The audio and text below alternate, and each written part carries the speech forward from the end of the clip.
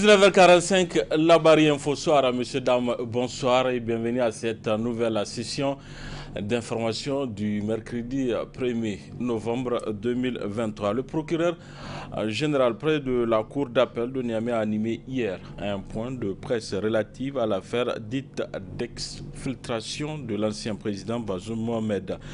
Nous vous invitons à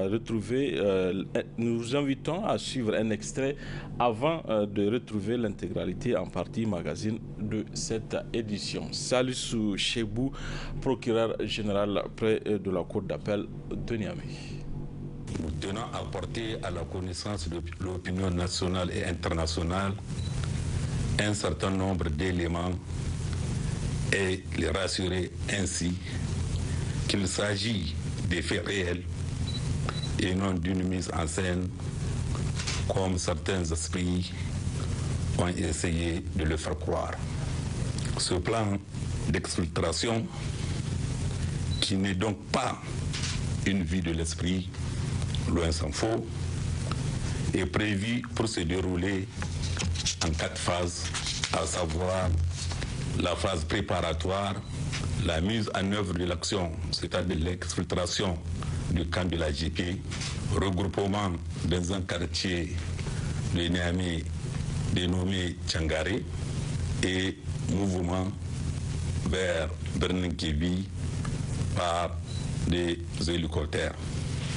En ce qui concerne cette phase préparatoire, il s'agit de mobiliser le personnel devant participer à l'action, personnel à recruter au sein de la garde présidentielle, de certains membres de la garde rapprochés de l'ancien président Bazoum, ainsi que dans certains membres de sa famille. Il y a également de l'espionnage et des renseignements sur le dispositif de la garde présidentielle à travers des prises de vue, n'est-ce pas, du camp de la garde présidentielle, des filmages, n'est-ce pas, du camp de la garde présidentielle, dont les images sont envoyées aux Français par l'ancien président de la République, c'est-à-dire Bazoum Mohamed. Il y a également la phase de repérage et d'identification du terrain propre à l'atterrissage d'hélicoptères devant acheminer l'ancien président et sa famille vers Berninkevi au Nigeria. Il y a également la désignation d'une maison au quartier Tchangare de Niamey destinée à être le point de regroupement après l'exfiltration du camp de la garde présidentielle, lieu à partir duquel l'ancien président et sa suite devaient être conduits à l'ère d'atterrissage des hélicoptères. Il faut noter, bien sûr, que le service de sécurité ont eu vent de la préparation du plan d'exfiltration du président déchu et que la surveillance mise en place a confirmé leurs soupçons. En effet, dans la nuit du 18 au 19 octobre 2023, à 3h05 exactement, l'ancien président, sa famille, sa sécurité et ses cuisiniers transportant divers colis ont été interpellés par 2 adjoints de la garde présidentielle alors qu'ils se dirigeaient vers la sortie du palais. Au même moment, un véhicule en stationnement dans le couloir de l'annexe 2 du ministère de la Défense nationale les attendait en vue de les acheminer dans une maison sise au quartier Tchangare, lieu de regroupement convenu dans le plan. Rendez-vous donc en partie en magazine pour suivre l'intégralité de ce point de presse. Après les sanctions infligées au Niger suite au coup d'État du 26 juillet dernier et la fermeture de certaines frontières, Le pays a été affecté sur divers points. Un acte qui a poussé le Front patriotique pour la souveraineté à prendre la décision de porter plainte contre certains dirigeants des pays de la sous-région. Une plainte qui devrait être déposée depuis le 28 octobre dernier. Qu'en est-il de cette poursuite judiciaire? Suivez en extrait l'interview accordée par le président du Front patriotique pour la souveraineté, Maïkoul Zodi. Depuis que nous avons lancé l'action à travers les numéros de témoignages et aussi les rencontres, aujourd'hui nous sommes à un niveau de décompte des dégâts. Les dégâts sont énormes. Aujourd'hui, quand vous regardez ce qui a quitté le Niger, surtout l'Oignon, qui est parti bloquer au niveau de la frontière ivoirienne des centaines de camions, des témoignages de centaines de camions que les gens ont bloqués jusqu'à ce que l'Oignon, les intempéries ont détruit ces produits. Des camions qui rentraient ici au Niger avec des produits pharmaceutiques, avec des produits périssables qui ont été effectivement bloqués et que ces camions-là n'ont pas pu accéder. Ça, c'est des milliers de camions, les témoignages qu'on a reçus. Au-delà de ça, nous avons reçu plusieurs témoignages de cas de décès dans nos hôpitaux par manque de produits pharmaceutiques, par manque de médicaments. Nous avons constaté plusieurs cas de décès où, au niveau des hôpitaux, on n'arrive pas à avoir de l'énergie électrique par manque d'électricité. Et nous sommes en train de compiler tout ce que nous avons reçu comme témoignage pour pouvoir ficeler le dossier. Et nous avons, après le 28, nous sommes en train de recevoir encore des appels, des messages par rapport à la situation. Donc c'est pour cela que nous avons décidé de proroger le cadre d'écoute jusqu'au 10 novembre. Et nos avocats sont en pied d'œuvre pour pouvoir très bien ficeler ce dossier-là pour qu'on puisse se rendre à Bujumbura, à la Cour africaine des droits de l'homme et porter plainte. Et nous pensons que aucune résolution de la CEDEAO, aucune réglementation internationale n'a autorisé ce comportement criminel contre le peuple du Niger. C'est pour cela que nous n'allons pas croiser les bras. Et effectivement, nous allons continuer cette action jusqu'à ce que les fautifs puissent payer. Parce que je ne vois pas, selon la loi internationale, le fait d'empêcher à un pays de l'Interland d'avoir accès à la mer est considéré comme un crime contre l'humanité. Et nous pensons que la Cour va dire le droit et que les différents acteurs puissent répondre de leurs actes. Tout celui qui est doté de conscience, tout celui qui estime qu'il est humain, ne peut pas rester et croire que ça ne peut pas aboutir. Et je veux vous dire une chose, que les juges qui seront en charge de ce dossier sont aussi des humains. Et que nous pensons que juste le fait d'être humain pouvait créer les conditions pour qu'ils puissent dire le droit. Et qu'aucune résolution de la CEDEAO, aucune réglementation en la matière internationale n'a autorisé ce genre de comportement. Nous avons en face de nous des gangsters, des brigands, des gens qui n'ont rien, aucun respect pour les Nigériens, des gens qui estiment que les Nigériens doivent mourir comme des mouches. Et c'est un crime contre l'humanité qui est en train d'être orchestré contre notre pays, contre notre peuple, pour des intérêts égoïstes d'une puissance extérieure. Et qu'aujourd'hui, nous nous battons pour trouver d'autres partenaires pour continuer à faire développer le Niger. Ils auront compris que le Niger va rester debout et que nous allons continuer cette lutte-là. Nous sommes très optimistes que le droit sera dit. À partir de ce jour 1er novembre, la production du Niger en pétrole brut connaîtra une augmentation pour passer de 20 000 barils à 110 000 barils jour, ce qui va certainement améliorer les conditions de vie de la population. Selon El Haj Salissou Amadou, qui appelle aussi les autorités de la transition à revoir les accords avec les partenaires. Écoutons-le dans cet extrait. Aujourd'hui, il faut qu'on ressente que le Niger est réellement producteur du pétrole.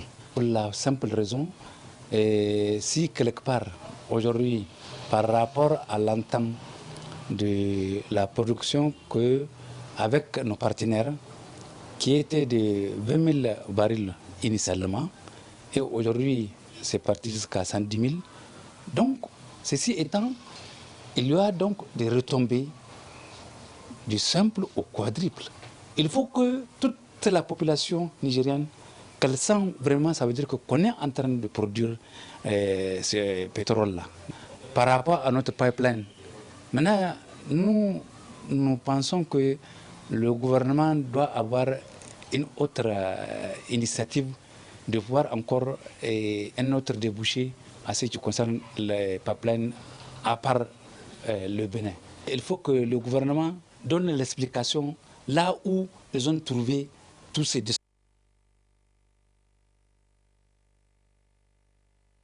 a pris ses premiers envols. Quel est le niveau d'endettement à ce qui concerne les partenaires? Quel est le niveau d'appréciation? Parce qu'auparavant, vous n'êtes pas sans savoir que, en fait, à ce qui concerne le premier contrat, donc les Chinois ont 60% quote-part, nous on a 40%. Maintenant, c'est ce même schéma qu'on est en train de continuer, ou bien le niveau d'endettement, ou bien le niveau d'appréciation a changé. Tout ça, là, ça veut dire qu'on ne sait pas. Il faut que le gouvernement arrive à donner une explication à tous ces niveaux. C'est bien beau, par exemple, qu'on dit que, par exemple, on est arrivé à 110 000 barils. Mais 110 000 barils, qui les paye? C'est à quel niveau? Jusqu'ici, ça veut dire qu'il y a une mafia qui a été instaurée. Maintenant, ça veut dire Mangal du Nigeria qui vient prendre, en fait, à main levée. Maintenant, ça veut dire que ça veut dire nos pétroles. Et que par conséquent, ça veut dire que jusqu'ici, entre lui et la SONDEP, c'est à quel niveau d'endettement? Et que ça veut dire que les gens qui ont pris la Soraz en otage, que vous n'êtes pas sans savoir, vous êtes bien au courant. Vous savez que ça veut dire que, à peu près 8 ans de cela, en fait, la Halcia avait fait un premier point par rapport à cette mafia qui avait été instaurée. Mais la mafia avait continué encore sous l'ordre de Bazoum, parce que jusqu'ici, en fait, il y a des citernes détournées de la Soraz, et maintenant, ça veut dire que jusqu'ici, il y a des gens qui sont enrichis illicitement. Et ça continue. Bon, est-ce que ça, là, ça veut dire qu'à ce niveau de cette mafia qui a été instaurée, ça a été arrêté? Maintenant, comment? Maintenant, les gens ont été poursuivis. Ça veut dire que l'État a été mis dans ce droit, ou bien, dans tous les cas, ça veut dire quel est aujourd'hui le niveau d'appréciation entre la SORAS et la SONDEP? Quel est le niveau d'endettement? Est-ce que maintenant la SONDEP a payé ses dettes vis-à-vis de la SORAS? Est-ce que maintenant la SORAS, maintenant par rapport à la production et maintenant par rapport au niveau de ses partenaires, est-ce que maintenant tout est clean? Tout ça, là, ça veut dire que c'est au gouvernement de sortir et de devoir avoir une communication saine et maintenant partagée à tous les niveaux. Voilà, nous en venons à la partie magazine de ce journal portant sur la tentative de fuite de l'ancien président Bazoum Mohamed. Ensuite, vous aurez droit à votre rendez-vous hebdomadaire de la chronique juridique. Maître Suleiman Seydou, avocat à la Cour, va nous entretenir sur la saisie immobilière. Très bonne réception à vous. Je vous remercie d'avoir répondu promptement à notre invitation sur ce point de presse relatif aux événements survenus à Niamey dans la nuit du 18 au 19 octobre 2023, période au cours de laquelle un groupe d'individus a tenté d'exfiltrer l'ancien président de la République, Mohamed Bazoum, du palais présidentiel où il est gardé depuis le 26 juillet 2023. Par rapport à ces faits, une enquête est en cours pour faire toute la lumière. En attendant la fin de l'enquête, nous tenons à porter à la connaissance de l'opinion nationale et internationale un certain nombre d'éléments et les rassurer ainsi qu'il s'agit des faits réels et non d'une mise en scène comme certains esprits ont essayé de le faire croire.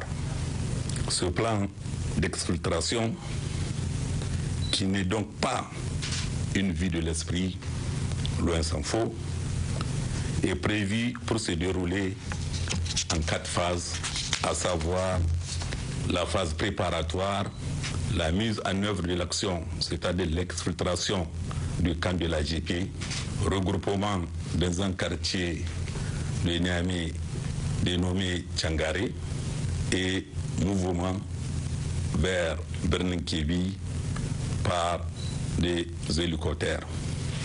En ce qui concerne cette phase préparatoire, il s'agit de mobiliser le personnel devant participer à l'action, personnel à recruter au sein de la garde présidentielle, de certains membres de la garde rapprochés de l'ancien président Bazoum, ainsi que d'un certain membre de sa famille.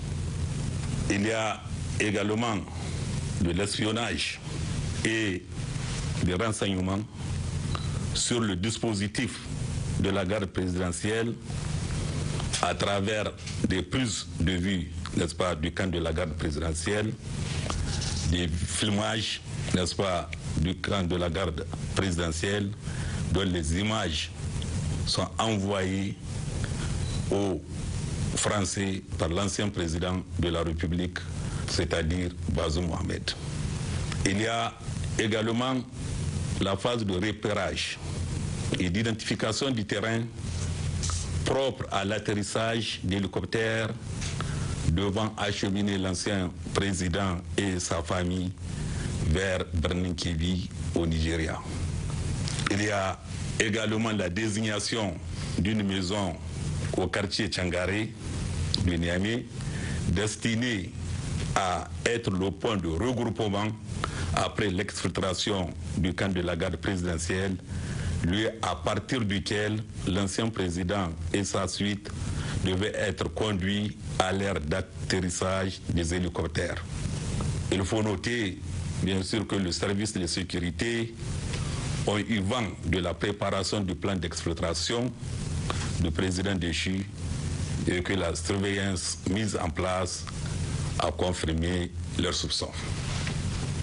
En effet, de la nuit du 18 au 19 octobre 2023, à 3h05 exactement, l'ancien président, sa famille, sa sécurité et ses cuisiniers transportant divers colis ont été interpellés par 2 adjoints de la garde présidentielle alors qu'ils se dirigeaient vers la sortie du palais. Au même moment, un véhicule en stationnement dans le couloir de l'annexe 2 du ministère de la Défense nationale les attendait en vue de les acheminer dans une maison sise au quartier Tchangare, lieu de regroupement convenu dans le plan.